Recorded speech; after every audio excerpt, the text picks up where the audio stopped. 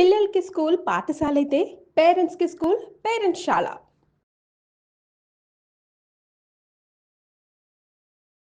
నమస్కారం, మీరు చూస్తున్న సుమన్ టీవీ. నేను మీ కీర్తి. వారాహి నవరాత్రిలో భాగంగా 7వ రోజు అమ్మవారి అలంకరణ గురించి, విశిష్టత గురించి, ఎలాంటి పూజా విధానం చేయాలి, ఎలాంటి నైవేద్యం అమ్మవారికి సమర్పించాలి తెలియజేయడానికి మనతో పాటు ప్రముఖ ఆస్ట్రాలజర్ బ్రహ్మశ్రీ నందిబట్ల శ్రీహరి శర్మ గురువు గారు ఉన్నారు. నమస్తే గురుగారు. వాగర్థామివ సంపృక్తౌ వాగర్థ ప్రతిపత్తయే జగతః పితరౌ వందే పార్వతీ పరమేశ్వరౌ. ఆదిత్యాయ చ సోమాయ మంగళాయ బుధాయ చ గురు శుక్ర శనిభ్యశ్చ రాహవే కేతవే నమః. శృంగేరి జగద్గురు పీఠాధిపతులకి, కంచి పీఠాధిపతులకి నమస్కారములు తెలియజేసుకుంటూ కార్యక్రమాన్ని ప్రారంభిద్దాం. గురుగారిక 7వ రోజు వారాహి నవరాత్రిలో భాగంగా అమ్మవారి అలంకరణ గురించి, విశిష్టత గురించి తెలియజేస్తారా? మనము నిన్న 6వ రోజున ధూమ్ర వారాహి అమ్మవారి రూపంలో మనం వారాహి అమ్మవారిని కొలుచుకున్నాం. అవునండి. ఈ రోజున 7వ రోజున మహావారాహి అమ్మవారి రూపంలో మనం కొలుస్తున్నాం. కాబట్టి 26/1, 27/2, 28/3, 29/4, 35వ అవతారం, 6వ అవతారం, 2వ తారీఖు జూలై రోజున 7వ అవతారంగా మహావారాహి రూపంలో అమ్మవారిని కొలుస్తామమ్మా. ఈ అమ్మవారు ఏంటంటే మహాయోగిని దేవతాట. పైగా ఈ అమ్మవారిని పూజించినటువంటి వాళ్ళకి దైవ జ్ఞానము, ఆధ్యాత్మికమైనటువంటి చింత, భక్తి ఇవన్నీ కలుగుతాయి. పైగా ఈ అమ్మవారు మోక్షాన్ని కలిగించేయడంలో ప్రథమ స్థానంలో ఉంటుందట ఈ అమ్మవారు. అయితే ఈ అమ్మవారు 10 తలలతో కూడుకున్నటువంటి వరాహ రూపం. అంటే ఏంటి? పంది కదమ్మా. ఆ ఉన్నటువంటి అందమైనటువంటి మహిళగా మనకు కనిపిస్తుందట. పైగా ఈ అమ్మవారు మహావారాహి అమ్మవారు లలిత అమ్మవారి యొక్క ఉద్భవించినటువంటి సందర్భం కదా. లలిత అమ్మవారికి సర్వ సైన్యాధ్యక్షురాలు కదా. ఈ పరమేశ్వరి యొక్క ఆయుధం నుంచి పుట్టిందట ఈ అమ్మవారు, మహావారాహి అమ్మవారు. కాబట్టి ఈ అమ్మవారు సింహ వాహనాన్ని ధరించి ఉంటుందట. అలాగే విశేషం ఏంటంటేనమ్మా, ప్రధానంగా వీక్షించేటువంటి ప్రేక్షకుల్లో మగవాళ్ళకి ఒక అద్భుతమైన వరం ఏంటంటే, మగవాళ్ళకి ఏ కోరికలైతే ఉంటాయో, ఉద్యోగం రావాలని, మంచి భార్య లభించాలని, మంచి పదవి లభించాలని ఏదైతే ఉంటుందో ఆ కోరికలన్నీ కూడా ఈ అమ్మవారు కేవలం మగవారి కోరికలనే తీరుస్తుందట ఈ అమ్మవారు. వాళ్ళే పూజ చేసుకోవాలా? వాళ్ళు చేస్తే ఇంకా వాళ్ళ సంకల్పం తొందరగా నెరవేరుతుందట. మిగతా వాళ్ళైనా చేయవచ్చు. అలా కాదు గురుగారు, అంటే వాళ్ళ తరఫున అమ్మగారు అట్లా చేయడమా? చేయొచ్చు. మగవాళ్ళ కోరికలు చక్కగా సంకల్పం సిద్ధిస్తుందట ఈ అమ్మవారిని పూజించడం ద్వారా. పురుషులు పూజించాల్సినటువంటి దేవతగా ఈ మహావారాహి అమ్మవారిని 7వ రోజు అమ్మవారిని రూపంలో కొలవాలి. కాబట్టి ఈ అమ్మవారిని పూజించడం ద్వారా భయం అనేది పోతుందట, కష్టాలన్నీ తొలగిపోతాయట, ముఖ్యంగా సంతోషాన్ని పొందుతూ ఉంటాం, ఎల్లప్పుడూ సంతోషంగా ఉంటామట.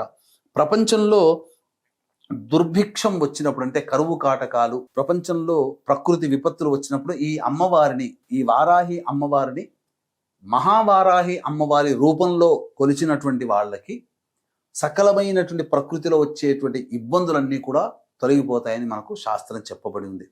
కాబట్టి ఇంతటి అద్భుతమైనటువంటి అమ్మవారిని పూజించడం ద్వారా, ఇప్పటి వరకు నా భర్త నాస్తికుడు అని భావిస్తుంటారు కదా, నా పిల్లలు పూజ చేయట్లేరు, నా పిల్లలు దేవుడు అంటే గిట్టదని అనుకుని బాధపడుతుండేటువంటి ఆడవాళ్ళకి ఈ అమ్మవారిని పూజ చేయడం ద్వారా చక్కగా ఆధ్యాత్మికమైన శక్తి కలిగిస్తుందట, దైవజ్ఞానం కలుగుతుందట.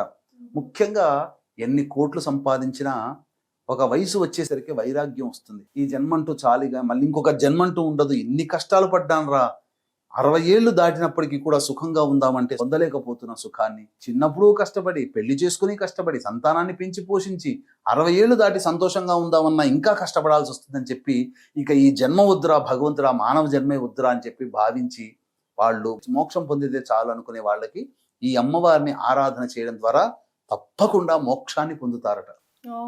మోక్షం అంటే ఏంటి?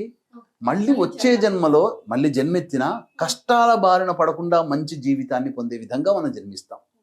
కాబట్టి గత మొదటి రోజు నుంచి మొదలుకొని 26వ తారీఖు నుంచి మొదలుకొని ఇప్పటి వరకు కూడా ప్రతిరోజు మనం చెప్పిన విధానాన్ని అనుసరించి పూజలు చేసుకుంటూ వస్తున్నారు కదా.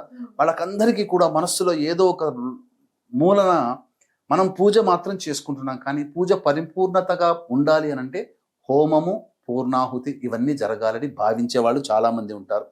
అలాగే సమయం కలిసి రాలేక, అవకాశాలు లేక కొంతమంది, దృష్టి పెట్టలేక కొంతమంది ఈ పూజని కూడా చేసుకోలేక ఉండి మనసులో మాత్రం ఏదన్నా అవకాశం కలిగి ఉండి ఇంకో రూపంలో ఎట్లాగైనా ఈ పూజ ఫలితాన్ని మనం పొందగలుగుతామా అని చెప్పి అన్వేషించేటువంటి వాళ్ళు ఉంటారు.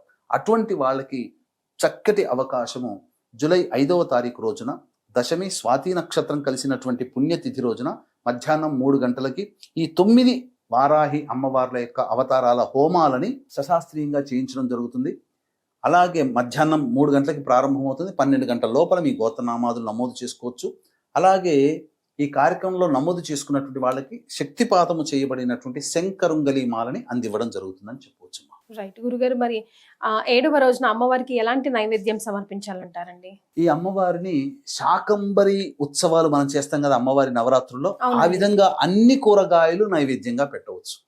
లేదా అన్ని కూరగాయలతో చేసినటువంటి కదంబం, హవియల్ అంటారు తమిళనాడులో, అటువంటి అన్ని కూరగాయలతో చేసిన కిచిడి లాగా నైవేద్యం పెట్టవచ్చు. ఈ విధంగా చేయవచ్చు. చాలా సంతోషం. ఇంకొక విశేషం కూడా ఉందమ్మా. ప్రత్యేకమైన విశేషం ఏంటంటే ఈ వారాహి నవరాత్రులు ప్రారంభమయ్యేది ఆరుద్ర నక్షత్రం. 10వ తేదీ అనగా శుక్రవారం నాడు అమ్మవారి ఉద్వాసన చెయ్యకూడదు కాబట్టి శనివారం నాడు దశమి తిథి రోజున ఉద్వాసన చెయ్యాలి.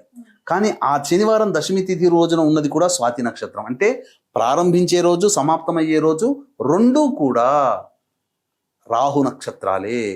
ఈ వారాహి అమ్మవారి రూపం కూడా రాహుస్వరూపం. ఎందుకంటే సగం వరకు దేహమే మానవ రూపం, మిగతాదంతా మరి ఒక రూపం. రాహు కూడా మొండె రూపం వరకే రాహు, తలకాయ రాహుది కాదు.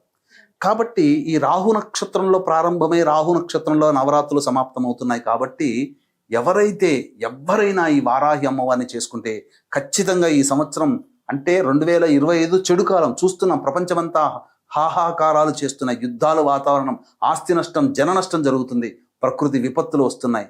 అటువంటి సమయంలో ఈ అమ్మవారిని ఆరాధన చేయడం ద్వారా మనం రక్షింపబడతాము, దైవానుగ్రహం మనకు కలుగుతుంది, మనకు మన కుటుంబానికి కలుగుతుంది.